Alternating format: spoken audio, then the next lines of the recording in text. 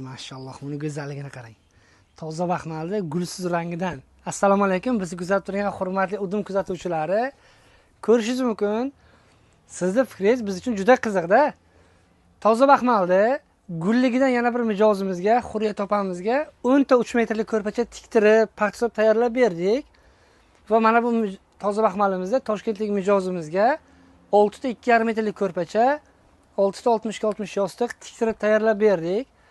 Duxoba toza baxmalda Adnatonisini ko'rpachasi chiroyli chiqadimi yoki bo'lmasam gulliginimi? O'z fikringizda kommentariyaga yozib qoldiring.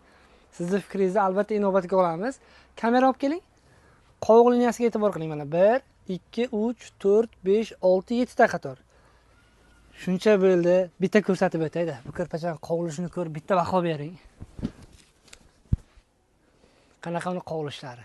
Yoqyaptimi? Astarlariga e'tibor bering. Gold satin rangi chiqmaydiganini qo'yib tayyorlab berganmiz hamda brendimiz Udum. Ko'rishingiz mumkin. Shuncha bo'ldi. Gulligini ham bitta ochay mana.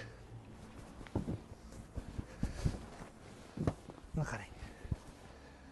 Gulligi ham juda chiroyli chiqqan. Qovoqlari anaroq bilinyaptimi? Chetidagi qora mag'izlariga e'tibor bering. Astari super satinda paxtaligidan qo'yib tayyorlangan. Albatta, o'z fikringizda kommentariyaga yozib qoldiring. Gulligi chiroyli Adnatonismi? Sizning fikringiz biz uchun qiziq. Butun O'zbekiston bo'ylab 12 ta viloyatga dastavkasi mutlaqo tekin.